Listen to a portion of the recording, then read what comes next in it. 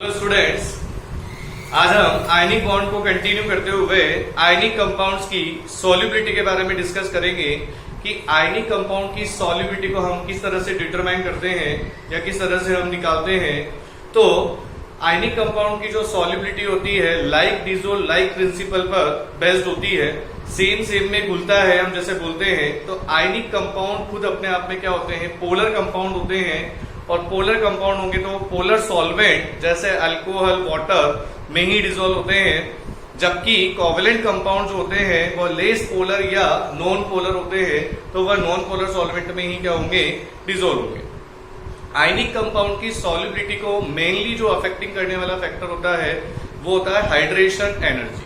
मतलब जहां पर हाइड्रेशन एनर्जी वर्ड आ गया तो सॉल्युबिलिटी वर्ड को हाइड्रेशन एनर्जी से ही रिप्रेजेंट करते हैं। Hydration energy,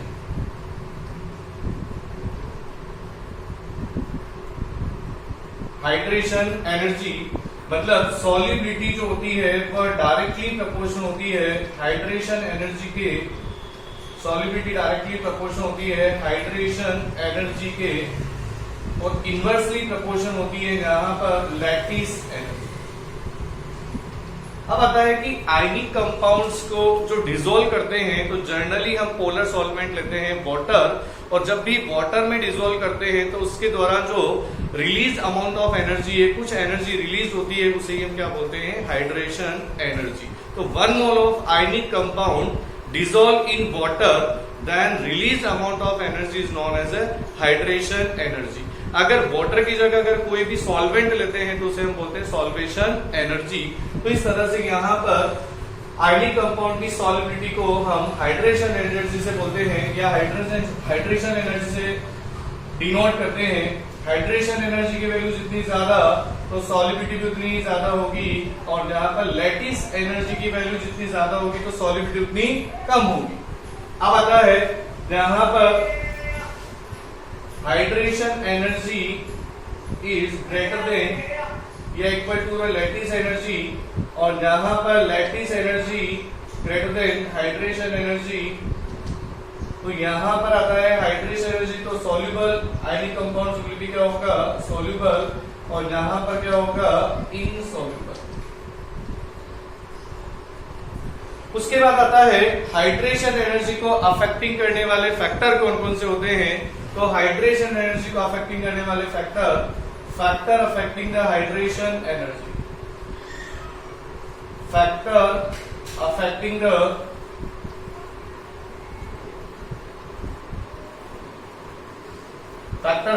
the hydration energy. और सबसे पहला फैक्टर जो हम लेते हैं वो होता है हाइड्रेशन एनर्जी। लैटिस एनर्जी की तरह ही होती है। लैटिस एनर्जी जैसे चार्ज ऑफ केटाइन और एनाइन के डायरेक्टली प्रोपोर्शनल होता है, वैसे के वैसे ही हाइड्रेशन एनर्जी भी यहाँ पर केटाइन और एनाइन के चार्ज के डायरेक्टली प्रोपोर्शनल होती है। चार्ज ऑफ केटाइन और charge of anion, Z plus और Z minus represent as a cation और एनाइन के चार्ज को रिप्रेजेंट करते हैं। सेकंड पॉइंट आता है हाइड्रेशन एनर्जी इनवर्सली प्रोपोर्शनल होती है radius of cation and radius of anion. तो यहां पर दो फैक्टर पर डिपेंड करती है। पहला चार्ज ऑफ केटाइन और एनाइन, दूसरा रेडियस ऑफ केटाइन और एनाइन, और तीसरा सबसे इंपॉर्टेंट पॉइंट आता है डाइलेक्ट्रिक कांस्टेंट। और डाइलेक्ट्रिक कांस्टेंट पर भी हाइड्रेशन एनर्जी की वैल्यू डिपेंड करती है। डाइलेक्ट्रिक कांस्टेंट जिसको हम एप्सिलॉन आर से रिप्रेजेंट करते हैं, एप्सिलॉन आर। अब आता है कि डाइलेक्ट्रिक कांस्टेंट करता क्या है या डाइलेक्ट्रिक कांस्टेंट होता क्या है। तो यह एक सॉल्वेंट की प्रॉपर्टी होती है जो सॉल्यूट पर प्रेजेंट चार्ज को, सॉल्यूट मतलब केटाइन और एनाइन पर प्रेजेंट चार्ज को रिड्यूस करके और वाटर में उसको सॉल्युबल बनाती है। अगर वाटर की हम बात करते हैं जनरली तो वाटर में उसको क्या करती है, आयनिक कंपाउंड को सॉल्युबल बनाती है। तो इस तरह से डाइलेक्ट्रिक कांस्टेंट की वैल्यू जितनी ज्यादा होगी, यहां पर हम बोल सकते हैं कि डाइलेक्ट्रिक कांस्टेंट की वैल्यू जितनी ज्यादा होगी तो हाइड्रेशन एनर्जी की वैल्यू भी बढ़ेगी। मतलब आयनिक कंपाउंड्स क्या होगा, आसानी से डिसॉल्व होगा, क्योंकि डाइलेक्ट्रिक कांस्टेंट आयनिक कंपाउंड्स की केटाइन और एनाइन के बीच के स्ट्रॉन्ग फोर्स ऑफ अट्रैक्शन को क्या कर देता है, वीक बनाता है, और जितना ज्यादा वीक होता जाएगा वो उतना ही आसानी से क्या होगा, डिसॉल्व। उसके बाद में यहां पर सॉल्युबिलिटी भी क्या होगी, बढ़ेगी। और यहां पर डाइलेक्ट्रिक कांस्टेंट की वैल्यू जो होती है सॉल्वेंट के लिए फिक्स होती है। जैसे मैं यहाँ पर डाइलेक्ट्रिक कांस्टेंट की वैल्यू या सॉल्वेंट लेता हूं यहां पर, और ये डाइलेक्ट्रिक कांस्टेंट की वैल्यू लेता हूं यहां पर। जैसे मैंने HF लिया, यहां पर इसके लिए 120 होती है। जैसे मैंने H2SO4 लिया तो इसके लिए 102 होती है। जहां पर H2O2 लेते हैं तो ये होती है 98, और H2O के लिए होती है 80 तो ये तीनों का हम जनरली यूज नहीं करते हैं, तीनों का यूज हम नहीं करते हैं सॉल्वेंट में। क्यों नहीं करते हैं, क्योंकि जो फर्स्ट HF होता है वो एसिडिक नेचर का होता है, और हम कर रहे हैं सॉल्वेंट का यूज ताकि सॉल्यूट के साथ रिएक्ट ना करे। तो ये HF एसिडिक नेचर होने की वजह से सॉल्यूट के साथ रिएक्ट कर लेगा। दूसरा H2SO4 H2O2 दोनों का नेचर ऑक्सीडाइजिंग नेचर होता है, और सॉल्यूट के साथ ये भी क्या करेंगे, ऑक्सीडाइजिंग नेचर शो करेंगे, इसलिए इन दोनों का भी हम यूज नहीं करते। तो जनरल सॉल्वेंट का जो हमारा यूज करते हैं वो होता है वाटर, जो हर जगह अवेलेबल होता है। और हाँ, कोई भी अगर कुछ नहीं दिया गया हो तो हम वाटर में ही सीधी बात करते हैं सॉल्युबिलिटी। नेक्स्ट हम यहाँ पर लेते हैं H ग्रुप के जो केसियस केटाइन होते हैं और एक हाइड्रेटेड केटाइन होते हैं, उनमें सॉल्युबिलिटी कैसे निकालते हैं। देखो यहां पर अगर गैसियस केटाइन की मैं बात करता हूं, lithium plus sodium plus potassium, rubidium और सीजियम, पोटेशियम, रुबिडियम और ये होता है सीजियम।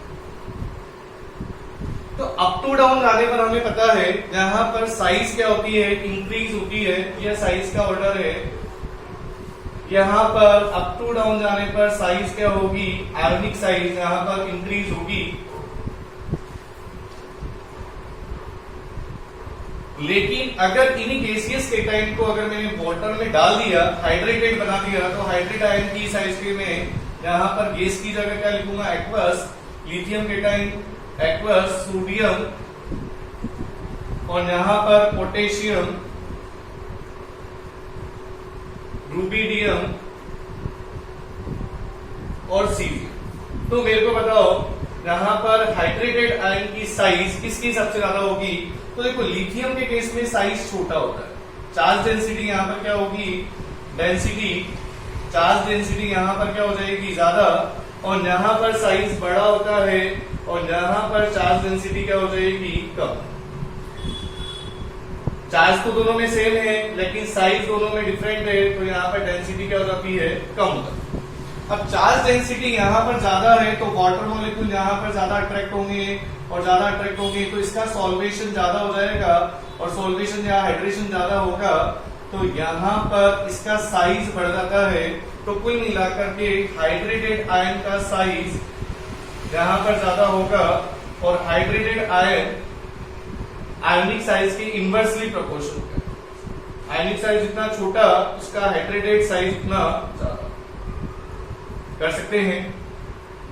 अब आता है यहां पर, तो यहां पर हाइड्रेटेड साइज लिथियम का सबसे ज्यादा होगा, फिर सोडियम का कम, पोटेशियम, रुबिडियम और सीजियम। इसी में अगर हम कंडक्टिविटी की बात करें तो कंडक्टिविटी का ऑर्डर क्या हो जाएगा, और तुम्हें पता है कि जितना ज्यादा हाइड्रेटेड साइज होगा या जितना ज्यादा हेवी होगा, वाटर मॉलिक्यूल यहाँ पर अट्रैक्ट हो रहे हैं तो ये हेवी हो रहा है, और हेवी होने की वजह से क्या होगी, इसकी कंडक्टिविटी या मोबिलिटी की जो मूवमेंट करने की रेट है वो क्या हो जाएगी, कम हो जाएगी, और मूवमेंट करने की टेंडेंसी क्या हो जाएगी, कम हो जाएगी, मोबिलिटी कम हो जाएगी। तो यह इसकी कंडक्टिविटी कम होगी, तो हम ये बोल सकते हैं कि ग्रुप में अप टू डाउन जाते हैं तो कंडक्टिविटी क्या होती है, इंक्रीज होती है। बट कब, हाइड्रेटेड या एक्वस मीडियम में। अगर हम एक्वस मीडियम में बात करें तो अप टू डाउन जाने पर कंडक्टिविटी क्या हो जाती है, इन एक्वस। और अगर इन गैसियस मीडियम में बात करें तो गैसियस मीडियम में तो अप टू डाउन जाने पर कंडक्टिविटी डिक्रीज होती है, लेकिन एक्वस मीडियम में अप टू डाउन जाने पर कंडक्टिविटी इंक्रीज होती है, क्योंकि यहाँ पर हाइड्रेशन छोटे आयन का, स्मॉल आयन का ज्यादा होगा तो वो हैवी हो जाएगा, और उसको मूवमेंट करना वो टिपिकल होगा, उसकी मोबिलिटी कम हो जाएगी, इसीलिए यहाँ पर हम ये बोल सकते हैं। अब एक फ्यूचर में जनरल लेता हूं कि Na यहाँ पर NaCl, KCl, RbCl और सीजियम क्लोराइड। यहां पर ये 4 कंपाउंड्स मैंने लिए हैं, इनमें कंडक्टिविटी का ऑर्डर निकालना है मेरे को। In solid state ionic compounds हैं, इन सॉलिड स्टेट में कंडक्टिविटी का ऑर्डर क्या होगा, इन मोल्टन स्टेट में कंडक्टिविटी का ऑर्डर क्या होगा, और यहां पर तुमसे पूछा जाए एक्वस मीडियम में कंडक्टिविटी का ऑर्डर क्या होगा, इन एक्वस मीडियम। तो देखो सॉलिड स्टेट में यह बेड कंडक्टर होते हैं आयनिक कंपाउंड्स, क्यों, due to absence of free ions. तो यहां पर ये बेड कंडक्टर होते हैं, यहां पर सबकी कंडक्टिविटी इक्वल हो जाती है, ACl, RbCl और यह सीजियम। लेकिन मोल्टन स्टेट में, यह पिघली स्टेट में या लिक्विड स्टेट में जो आयंस जितना ज्यादा छोटा होगा, यहाँ पर सोडियम, देखो लिक्विड स्टेट में अगर बात करें तो सोडियम प्लस जितना ज्यादा छोटा है तो उसकी कंडक्टिविटी उतनी ज्यादा होगी, सोडियम, पोटेशियम, रूबिडियम और यह सीजियम। आइसोलेटेड मतलब लिक्विड स्टेट में हो जाएगा। और अगर एक्वस मीडियम में अगर बात करें तो एक्वस मीडियम में हाइड्रेटेड फॉर्म में चले जाते हैं, और हाइड्रेटेड फॉर्म में तुम्हें पता ही है सोडियम, यहां पर पोटेशियम, रूबिडियम और यह सीजियम। अब हाइड्रेटेड फॉर्म में साइज का बढ़ गया तो इसकी कंडक्टिविटी कम होगी, तो यह उल्टा ऑर्डर हो जाएगा। तो इस तरह से हम आयनिक कंपाउंड्स की एक्वस मीडियम में यहां पर कंडक्टिविटी को भी डिटरमाइन कर सकते हैं हाइड्रेटेड साइज के बेसिस पर। तो इस तरह से